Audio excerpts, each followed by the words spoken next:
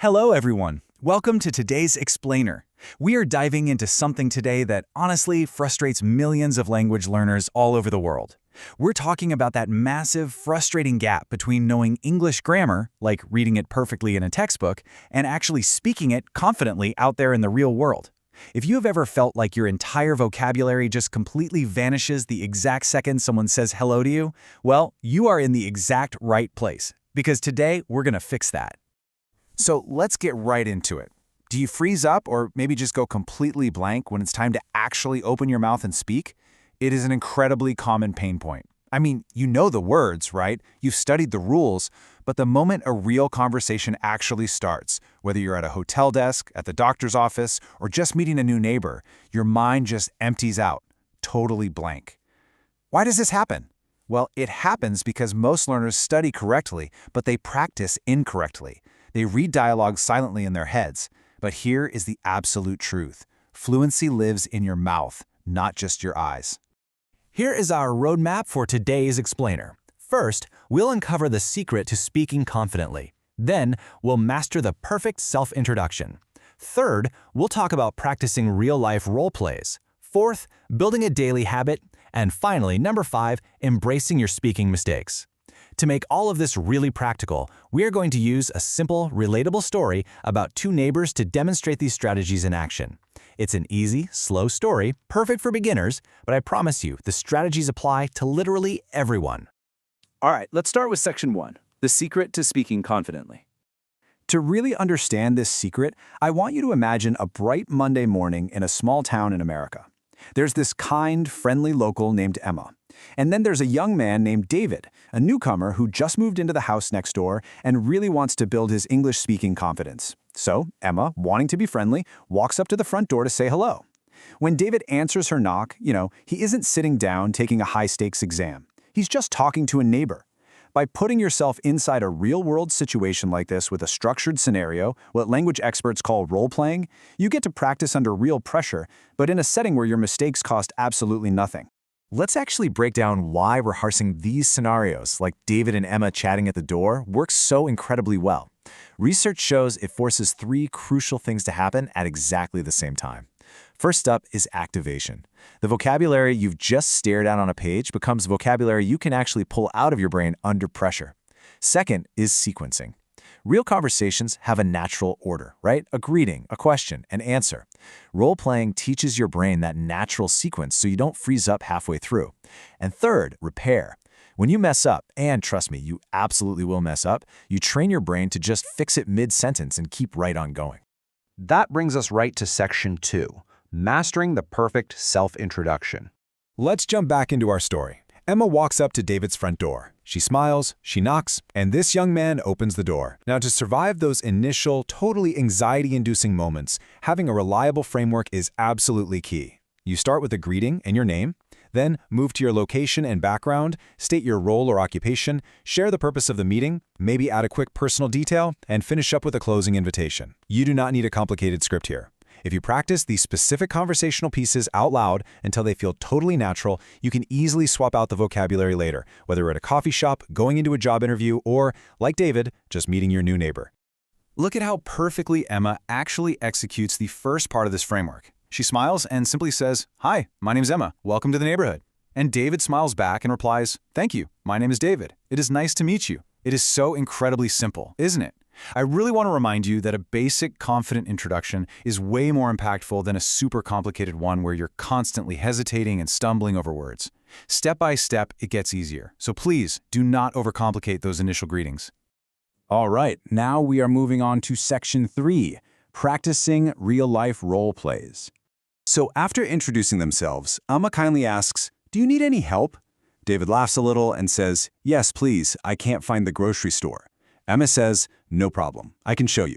And as they walk together, David is actually engaging in one of the most classic real-world scenarios ever, asking for directions. Practicing specific real-world scenarios, like asking for directions, ordering food at a restaurant, or checking into a hotel, is exactly what builds the muscle memory you need for fluency. You want the right phrase to just show up automatically when you need it, without thinking. And that reflex, it's built by repetition, with variation, spoken out loud. Now, what is really interesting to think about here is the huge difference between a literal translation and natural phrasing. If David just translated directly from his native language in his head, he might just bluntly say, "Where is the grocery store?" I mean, it works, people will understand you, but it feels a little abrupt. Rehearsing natural phrases like, "Excuse me, could you help me? I'm trying to find the grocery store," makes you sound incredibly polite, fluent, and culturally aware. It is all about learning these common casual phrases as fixed chunks of words rather than trying to translate word for word in real time. And you know, the exact same rule applies when David eventually goes to a restaurant. Saying, "I want a burger," is technically grammatically correct, sure, but to a native speaker, it accidentally makes you sound a little bit like a demanding child. Softening your requests with "I'd like" or "Could I have" is just a tiny tweak, but it drastically changes how people perceive you. This brilliantly reinforces why practicing specific, context-based scenarios matters so much more than just memorizing long, boring vocabulary lists. Moving right along, let's dive into Section 4, Building a Daily Habit. On the way to the store, Emma and David kept talking. David asked, "How long have you lived here?" Emma answered, "I have lived here for 5 years. I love this town. It is quiet, the people are friendly." David was actively practicing. He eventually got to the store and bought his milk, bread, eggs, fruit, and vegetables. And from that day on, David's English got better every single day. Why? Because of consistency. This illustrates a huge point. You do not need hours and hours of classroom study to achieve what David did. You really just need a simple 15-minute daily routine. Look at this breakdown. Spend the first 3 minutes just warming up. Literally talk to yourself out loud about your daily routine. Then spend the next 10 minutes practicing a specific scenario, like checking into a hotel or ordering a coffee. You can play both roles yourself or use an AI language partner. Finally, spend the last 2 minutes recapping what you learned. That 15-minute daily commitment, that is the true secret to consistency. If you actually want to turn this into a 30-day challenge for yourself, here are your golden rules. First, you have to force your brain to think directly in English to stop that slow, clunky translation process. Second, use massive repetition of simple basics through a technique called shadowing. That's where you listen to a native speaker and immediately repeat their sentences out loud to match the rhythm. Third, adopt an English persona. Seriously, one student noted that putting on an American voice drastically lowered their speaking anxiety. It's kind of like putting on an actor's mask. And finally, record yourself. I know, it might feel super uncomfortable at first, but listening back highlights exactly where you hesitate, which is exactly how you improve. And that brings us to our final section for today, embracing your speaking mistakes. Let's look at the emotional climax of David and Emma's journey. The very next weekend, David wanted to thank Emma for her help, so he invited her over for dinner. He cooked this delicious pasta, Emma brought over homemade cookies, they laughed, they shared stories, and they became really good friends. From that day on, they always helped each other. Sometimes they went shopping together, sometimes they drank coffee together, and sometimes they just practiced English together. David was speaking English every single day. Now, was his grammar perfect all the time? Absolutely not. But as they left over dinner, David learned something incredibly important. Seeking human connection is far, far more important than grammatical perfection. So the crucial takeaway here is this. Do not be afraid to make mistakes. Every single mistake helps you learn. Honestly, the most exhausting trap that language learners fall into is striving for flawless grammar before they feel ready to speak. The absolute biggest mistake you can possibly make is letting the fear of tiny, totally insignificant errors stop you from opening your mouth in the first place.